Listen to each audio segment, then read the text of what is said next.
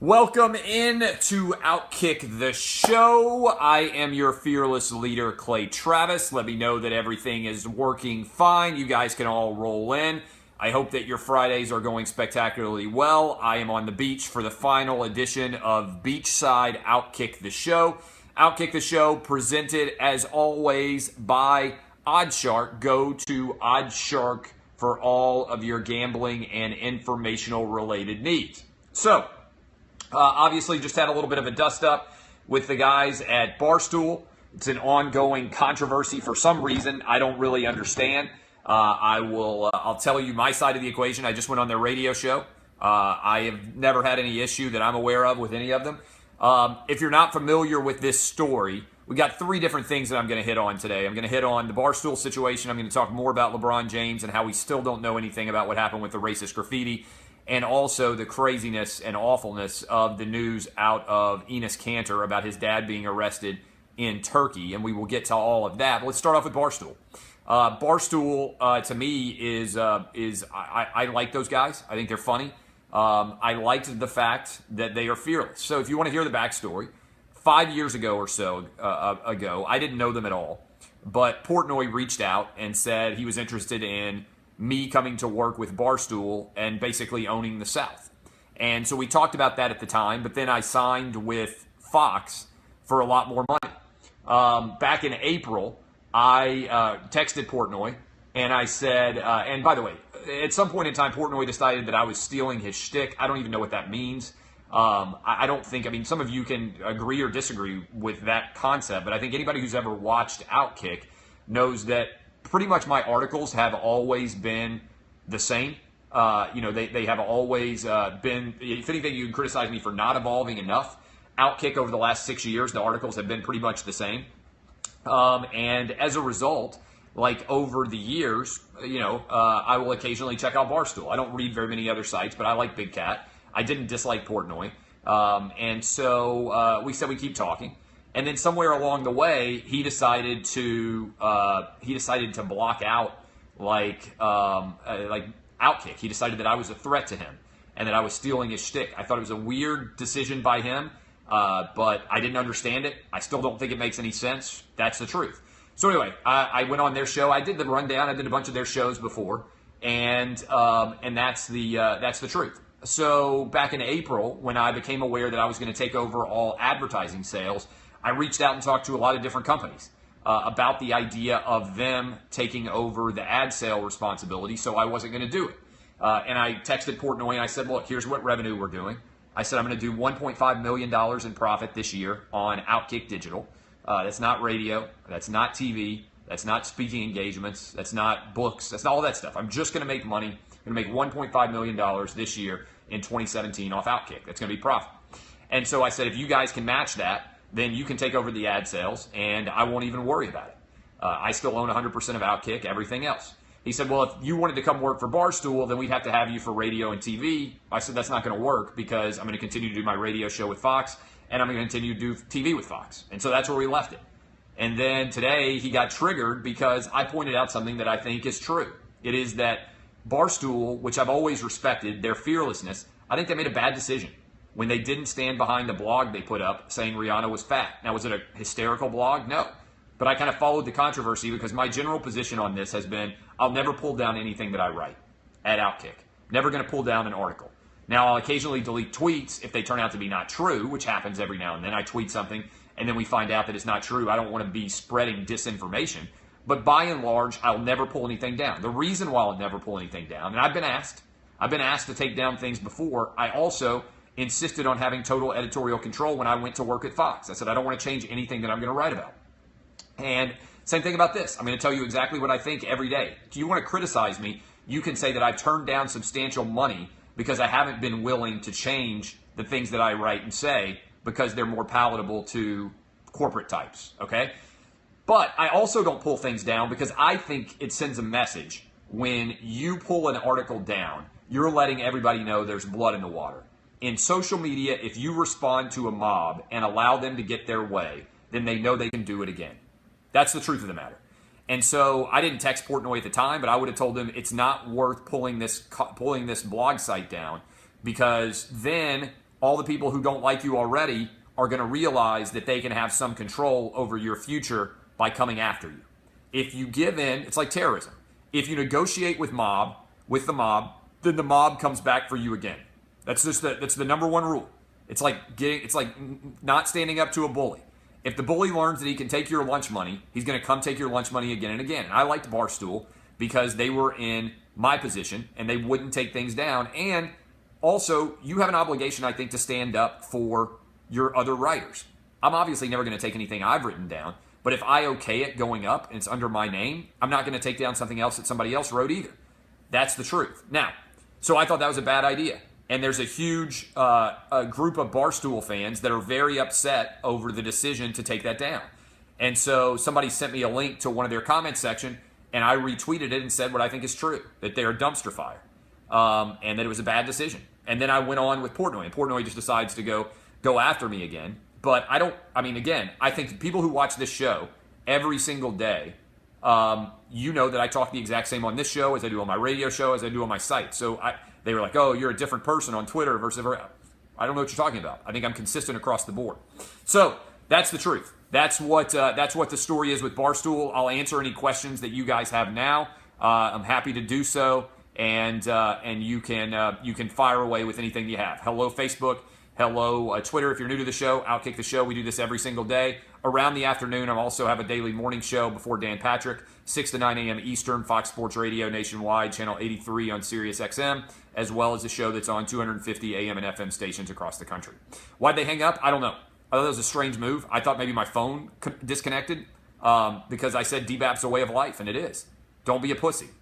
And it's ironic that a company like them, which comes up with ridiculous slogans to put on T-shirts all the time, is upset that mine is DBAP. Like, I think it's a strange thing to hang up on me. But anyway, I don't know what the end result would be, but I would be happy to have Barstool people on my show again. I had Big Cat on once, and then I think he got banned back in September or October, and so I think it's a bad decision. Am I still tied with Fox? No, not on digital side. I'm completely independent now. I took back all ad sales, which means that if you want to do an ad on this show, you have to contact me directly. So that's what I do now. And we've got tons of advertisers coming in. I don't want anybody else to sell the ads because we've got tons of people who want to buy our ads right now. But that is the truth. That's 100% true. All right. Any additional questions? I think Pro Football Commenter is really, really funny. I think he's the funniest writer by far that they have at Barstool. And we talked about trying to hire him a while back at Outkick. So that was the truth. All right. We make a lot of money. We make a lot of money on our Periscope reads. If you have a company and you want to do it, it's going to cost you a lot of money, but we have a big audience. So that's the truth. If I was still a lawyer, I'd be more careful about what I posted. No, because I am still a lawyer, first of all. And as a lawyer, you constantly think, at least I do, is this illegal? Is this appropriate? Can I defend this in a court of law? I'm constantly in my mind running through the legal processes when I make decisions about what to post. I've talked about this before. It to me was really kind of fascinating, crazy, that when I worked at Deadspin as an editor, the fact that they would come on and publish the things that they did without any legal kind of recourse. And so I'm not surprised that eventually they ended up having the issue with Gawker like they did. I make a lot of money, but it's before taxes, Clay. That's a good point, before taxes. Okay. Any other question? Yes, we do own the South. We own the South. It's like I carry around the South. I've got it on my backpack. And I think that was always what frustrated Portnoy was you can't fake knowing about Southern teams, and Barstool doesn't have anybody who's funny or even that interesting that talks about the South and SEC football. So that's not a knock on them. They got Big Ten guys, and they got people who don't care at all about college football. And so in the South, it's hard to fake.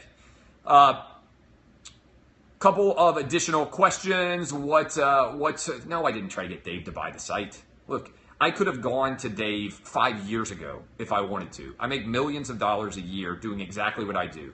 I talk to a lot of different companies that have advertising networks about taking advertising instead of me having to sell it.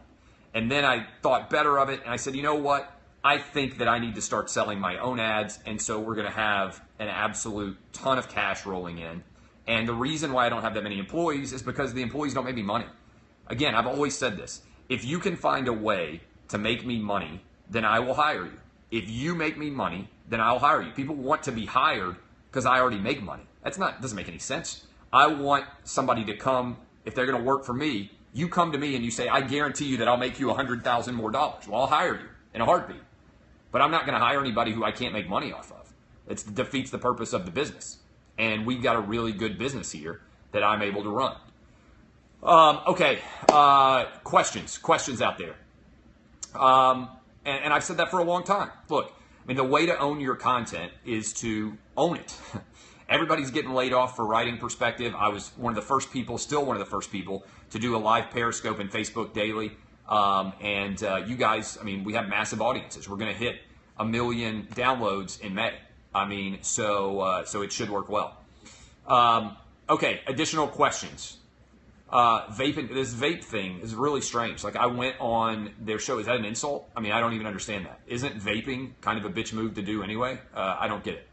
I haven't heard all of what Whitlock said. I know he was trending yesterday on Twitter, but I didn't watch the show, and I haven't heard the audio. So I always hate to comment on exactly what people said if I haven't already seen it.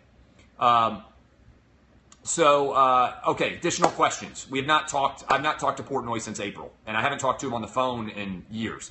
We texted in April about the possibility of them selling Outkick's ads, and he said they didn't want to have anything to do with Outkick unless they could have me for writing, radio, and TV. And I said, I've got a radio deal and I've got a TV deal, so all I'm interested in is website. So it didn't make any sense to do anything with Barstool. That's the full scope of our interaction. Period. Paris Agreement. I'm not an expert. I try to be honest and tell you guys when I have strong opinions. I don't know. Obviously, I believe in climate change, but I don't know the impact overall of this situation. So I don't have anything to say about the Paris climate deal. I did notice that Bob Iger immediately dropped out. Bob Iger is obviously the CEO of Disney. I've been writing that the reason why ESPN has gone so left-wing and become MSESPN is because Bob Iger is going to run for president in 2020, and I still think it's going to happen. All right, a couple of different additional things that I was going to hit on. Yeah, you can like us in Barstool. Again, I've told Big Cat this before. I've told Big Cat that I don't see, like, Prez is kind of wrapped up in the idea that there is going, and thanks, by the way, one of the Sexton kids, I watched the game last night, not to name drop, but Jimmy Sexton's got a nice place, and one of his kids just hopped in the Periscope, and they were hosting us last night. So it was a really cool place to watch the game last night, game one. And I biked, not to brag, but I biked from one side of 38 to the other, back at 11 p.m., then got up at 4 a.m. to go do my radio show. That's beast-like. No, I've said, look, the idea that we are competing for the same audience is, I think, absurd. I think that Barstool does what it does, and it's primarily a humor site, and then I do a little bit of everything. Some days I might break down a legal issue. Barstool's not writing about whether or not LeBron James is making up, potentially, or his associates are making up this racial incident outside of his house. I don't think they're doing that. They're aggregating site, and they're being funny. I'm an original site. I'm only going to do original stuff. I'm not aggregating. And I do a 3-hour daily radio show, and I do this. So let's go to LeBron. LeBron, to me, this is a fascinating story that's not getting any attention. Do you guys realize that the LeBron James racial story so far, we have no actual evidence that it happened? Regardless of what you think about LeBron James, regardless of what you think of Game 1 and everything else, the number one story about LeBron in the playoffs so far has been whether or not this racial incident happened. And nobody's even talking about whether or not it happened. They're all just praising him. They're all just praising LeBron James, saying, you are so brave, LeBron James, for standing up to a racist attack. This is so unbelievable for you to be willing to do that. And what's amazing about this is we have no pictures, we have no evidence, we have no video so far that has confirmed that there was ever a racial slur on LeBron James's house. And nobody's talking about this hardly but me. But guys, did you know that before the police even arrived, they had already removed the racial slur and painted over it? How unbelievable is that? So there's no evidence public at all that this racial slur ever existed. And we still don't know the race of whoever did it. Yet it's turned into one of the biggest stories anywhere about this racist incident. And I feel like I'm taking crazy pills here. We don't know how LeBron found out. We know he wasn't in LA. Did he get a picture sent to him? Who decided this was there? Why does this matter? Because LeBron James benefited from this story. This story made people like LeBron James more. I was out last night. I was at the Hub here on the beach. And there were two girls there. One from University of Alabama, one from the University of Arkansas. They were friends. And they said, we were about to watch the game. They said, oh, you know what? I am so happy. I hope LeBron James wins tonight because I feel so bad about what happened to him at his house. Like, this was a total shenanigan situation to have this happen and not have any proof of it at all. It's 100% true. Questions about the LeBron James stuff, I would encourage you to go read what I wrote about it at Outkick, what I wrote about him yesterday, but in particular, the fact that there's no evidence to support that it actually happened. And then people are saying now, can we give LeBron a pass because of the racial incident that happened at his $21 million mansion? By the way, surveillance videos there, it's been 3 days. How long does it take to watch some idiot show up outside of a gate and put a racial slur on it? If you don't know who they are, if they're not doing it in their car and you can't track them down, how difficult is it to put out a picture and say, help us find this guy? It doesn't make sense at all. The LeBron James story, I think, is a total failure of the sports media because everybody just accepted it, and LeBron wasn't even there to see it himself. This is somebody calling him to say, this happened outside of your house. And the timing on it is just very suspicious to me. On a Wednesday before the before the NBA Finals begin, and there's no way to distribute it, it just doesn't make any sense. And they painted over it. If this actually happened, and you wanted to do everything you could to catch the alleged perpetrator, wouldn't you not touch the spray paint or whatever device was used to put the racial slur on your gate just to make sure that there is any way possible to find it? You know, I don't know about investigative procedures, but I do know that knowing what the type of spray paint was used can be used to track down who might have bought it, since they probably bought it nearby, right? I mean, it makes total sense. And I don't get it. I don't get it at all. And here's the other thing I don't get. If LeBron doesn't want to distribute this picture, why in the world did somebody else in that neighborhood not take a picture of it? You telling me in Brentwood, where everybody is loaded and there's cars driving by at all hours, that if there were a big racial slur on the outside of a gate where it was incredibly famous, you knew that a famous person lived because everybody knows, that somebody wouldn't have taken a picture of that while they were out jogging, while they were out walking their dog, while they were out in the neighborhood? Wouldn't somebody have seen that?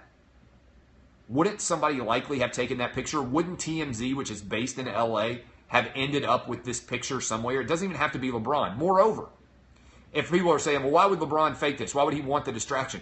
LeBron's people are the ones who publicized it. They're the ones who put it out publicly that a racial slur had been put on the gate at his LA home. It doesn't make sense. If they didn't want the distraction of the story, then they didn't have to say anything and nobody would have ever known. Instead, they leaked it to TMZ that this allegedly happened, and then they got LeBron asked about it so he could be praised by a bunch of idiots who said, oh my God, this is unbelievable. It's amazing how brilliant LeBron James is. None of this adds up. All I'm saying is think about the trail of money. And did LeBron James have a benefit? And he did. I'm not saying LeBron James knows that it was fabricated. I'm not even saying necessarily that it was fabricated. I'm just saying the two most fundamental questions about this incident are still unanswered after 3 days. Did it happen? And who did it? If they did it, and it was a white guy, which is what everybody immediately assumed, then all the reactions are fine. It's evidence of racism in America. It's awful. This white guy deserves to go to jail. He did something wrong, and he should be prosecuted for it. But what if it turns out it was a black guy? What if it turns out it was a crazy lesbian Hispanic? What if it was an Asian Warriors fan? You can't figure out the significance of the act until you know the facts of the acts themselves, and we still don't know the two biggest questions. Did it happen, and who did it? And it's been 3 days. With all these surveillance cameras around, shouldn't this be the easiest possible thing to figure out? All these different homes, multi-million-dollar homes, have huge surveillance systems. Wouldn't they be able to immediately identify who did this? And if LeBron James has a $21 million house and miraculously his surveillance system was not working when this happened, doesn't that probably tell you that maybe there's nothing to this? I can't believe that they painted over it before the police actually got there. And remember, they're calling the police in Brentwood, California, which, if you know Los Angeles, is an incredibly nice part of town. It takes almost no time, I would imagine, for a police officer to respond in Brentwood, California. We're not talking about an area like Detroit where the police are horribly understaffed and where it can take a long time for crime calls to be answered. We're talking about Brentwood, California. It doesn't really make sense. Doesn't make sense at all. Okay, final point. Did you see the news about Enes Kanter? If you want to talk about somebody who's actually heroic and somebody who deserves infinitely more attention than they've gotten, everybody focused on Colin Kaepernick. Oh, poor Colin Kaepernick. He's not getting signed to play football because of his protest. Meanwhile, Joe Mixon signed. Meanwhile, there are kickers who beat people. Everybody else, everybody's focused constantly on the fact that Colin Kaepernick is not signed. Here's my question for you. Why is almost no one talking about Enes Kanter? Enes Kanter's dad was just arrested in Turkey because Enes Kanter has spoken out against the Turkish government. He came on my radio show last week and said that if he went into Turkey, he would be immediately arrested and he would die. Right now, Enes Kanter's dad just got arrested. Enes Kanter has been speaking out against a dictator in Turkey who is a totalitarian leader who kills people. And he's done it at the risk of both himself and his own family.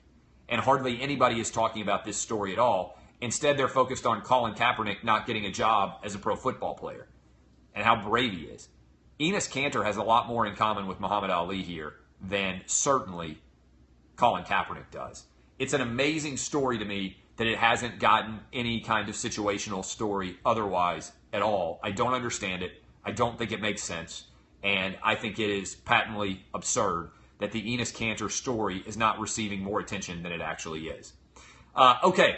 Rapid fire here at the end, then I got to get to the beach. It's Friday. I hope you guys are having a spectacular Friday afternoon. I certainly am. Going to go run into the beach. Perfect weather here. I want to tell you all about my friends at 38 Cottages. If you want to stay in a spectacular 4-bedroom house, 4-bedroom mansion on the beach, perfect weather with a nice swimming pool directly outside in front of you. Here is the view today. And my friends, it does not suck. Beautiful crystalline emerald waters with a nice pool directly beneath. That, my friends, is a good place to go. Go to 38cottages.com. They can hook you up just like they've hooked me up for the last 2 weeks. That is Inlet Beach. All right, I'm about to have to block a dude because he's not funny. So you know, Clay Kyle's about to come out and block a dude. I happen to see the same question coming up again and again and again. Yeah, I just picked my nose. More of a scratch than a pick, but that's the truth. My nose itch. What do you want me to do? Cavs. On the court, the Cavs got absolutely dominated. Cavs got absolutely destroyed. The Cavs defense is bad. Kevin Durant was unstoppable. LeBron James cannot guard him. LeBron James cannot guard Kevin Durant. I think it's possible that if this series continues as we saw it on Thursday, then it 100% is going to turn into a story about how this is becoming Kevin Durant's league instead of LeBron James's league. LeBron James is 32. He can't take HGH forever. And as a result, at some point, somebody else is going to be better than LeBron James. I also think it's time to acknowledge that LeBron James may never be able to win any more titles. I think he's going to finish with 3 titles. And as a result, I just think that this LeBron versus Michael Jordan debate, which some people have every day, is going to end in Michael Jordan's favor. I think eventually LeBron is going to start to recede, and this is his last best chance to win a title. And there's no way right now, based on what we saw in Game 1, that the Cavs are going to win this series. I said Warriors in 5.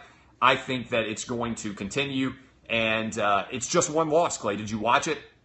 There was absolutely zero helpful from Draymond Green and Klay Thompson. They shot 1 for 10 from 3, 6 for 26, I believe, overall from the field. And yet, the Warriors still won by 22. I think that on Sunday it's going to be another massacre. And I think LeBron James and his team are going to lose. And I also think the Preds are going to bounce back on Saturday, win Game 3, then they're going to win Game 4 as well. And by the time we come back to you on Tuesday, it's going to be tied up 2 apiece between the Preds and the Penguins. Okay, love all of you guys. Last couple of questions, and then I am running off to the beach. People ask where I've been staying. I've been staying right at the intersection of Inlet Beach and Rosemary Beach on 30A. It's spectacular. Literally, the next street over is Rosemary. We're right in Inlet. The beach is not as crowded here, and it's right there on 30A. Water sound was amazing. I see one of the Sexton children. I was at Jimmy Sexton's place last night, and it was a lot of fun. Awesome place. Thanks for hosting me last night. Going to go see my guy Shannon Terry now, who runs 24/7. He's got a place down here as well, and my kids are over there with his kids, and so that is where I am going to be hanging out for the rest of the day, having some drinks, having some fun. Nice restaurant tonight. Last day on 30A. I've been down here at the beach for 2 weeks, going back home on Monday. Do you want to advertise on the show? ClayTravis@gmail.com. We're filling up rapidly. By the fall, we will have no more spots, and we almost don't have any spots left now. So things are going very well there. It obviously overlaps with both the website and here. If you want my live endorsement, this is how you get it. Email claytravis@gmail.com, and I will see whether or not you and I can get something worked out with our product. I love all of you. Thank you for coming and hanging with me. Go to 38cottages.com, and remember, you need gambling information for the weekend for the NHL or for certainly the NBA. Go to oddshark.com for all of your gambling and informational related needs. Love you guys. DBAP, don't be a pussy. Remember the other lesson, be better. No matter what you do for a living, try to be better at it today than you were yesterday. Try to be better tomorrow than you were today. I am Clay Travis. I hope you guys have a spectacular weekend. DBAP, motherfuckers. I'll be back on Monday, 6 to 9 a.m. on Fox Sports Radio.